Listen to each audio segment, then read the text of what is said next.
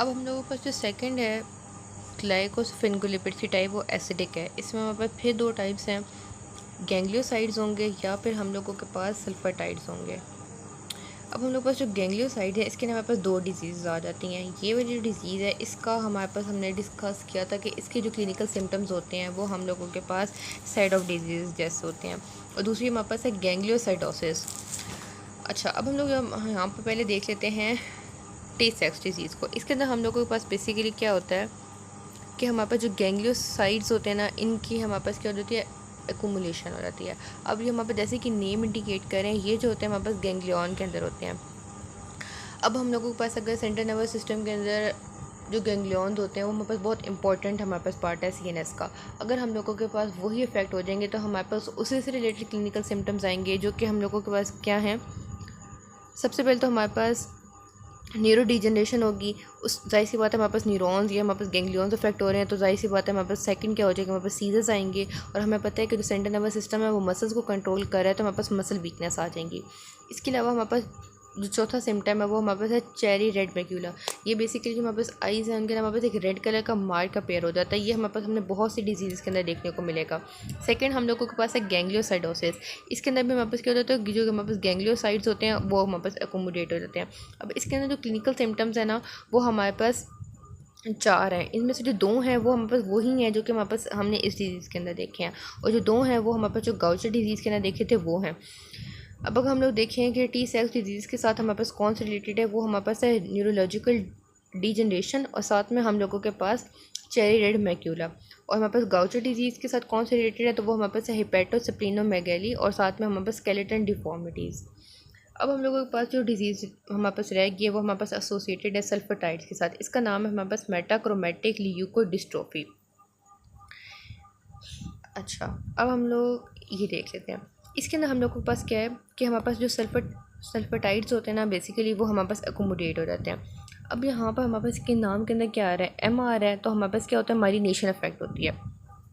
ठीक है, अब हमारे पास जब माइलिनेशन कहीं पर भी इफेक्ट होती है ना, तो हमारे पास सबसे पहला जो नज़र आता है ना हमारे पास सिम्टम, वो हमारे पास पैरालिसिस आता है। जैसे हम लोग जीबीएस सिंड्रोम के अंदर देखते हैं, वहाँ पर भी हमारे पास डी माइलिनेशन की वजह से सबसे पहले हमारे पास वीकनेस अफेक्ट होती है, मतलब वीकनेस होती है लिम्स के मसल्स के अंदर, और फिर आहिस्ता आहिस्ता वो हम लोगों के पास पैरालिसिस की तरफ चले जाते हैं। तो हमने क्या किया कि मेटाक्रोमेटिक ल्यूकोडिस्ट्रोफी के अंदर देख लिया कि हमारे पास सबसे पहले क्या होगा, डी माइलिनेशन। उसके बाद हमारे पास क्या होगी, प्रोग्रेसिव पैरालिसिस। अब हमारे पास माइलिनेशन जब हमारे पास इफेक्ट होगी तो जाहिर सी बात है कि हमारे पास कलर इफेक्ट होता है नर्व्स का, वो हमारे पास किसकी तरह हो जाएगा, हमारे पास येलो ब्राउन होना स्टार्ट हो जाएगा। इसके बाद हम लोगों के पास जो डिज़ीज़ है वो हम लोगों के पास सफिंगोफॉस्फोलिपिड से हमारे पास रिलेटेड है।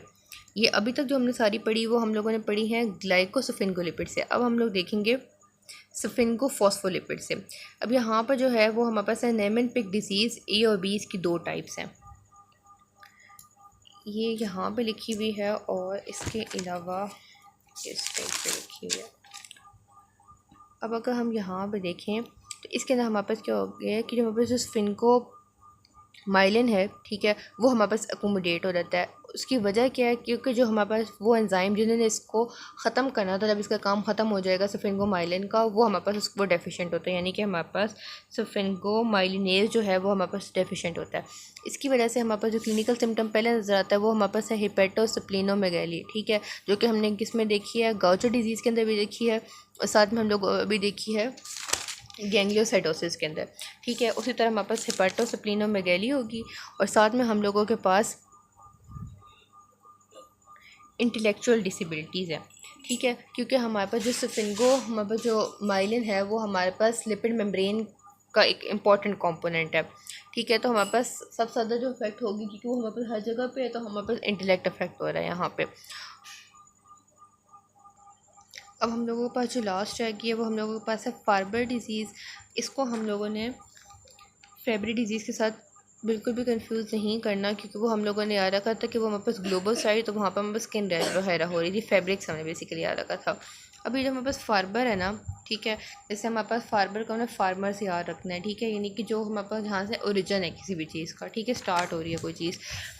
अब यहाँ पर जो हमारे पास फार्बर डिजीज़ है, ठीक है, उसमें हमारे पास क्या होता है, बेसिकली जो सिरामिड्स है ना, वो हमारे पास अकोमोडेट होना स्टार्ट हो जाते हैं। अब जो हमें पता है कि जो हमारे पास सीरामाइड जो है ये हमारे पास क्या है, हमारे पास ओरिजिन है, यहाँ से ये सब कुछ हमारे पास स्टार्ट, इसी के अंदर कोई चीज़ ऐड होती है तो हमारे पास ये सब कुछ बन जाता है। तो यहाँ पर हमारे पास ये इफेक्ट हो रहा है, मतलब इसकी बेसिकली अकोमोडेशन हो जाती है। अब यहाँ पर इसके अंदर हमारे पास अफेक्ट हमारे पास कहाँ पर नज़र आता है, जॉइंट के अंदर, ठीक है। अब जॉइंट के करीब हमारे पास क्या है, टिशू, तो टिशू के अंदर ग्रेनुलोमास डिवेलप हो जाते हैं, जॉइंट की डिफॉर्मिटी हो जाती है।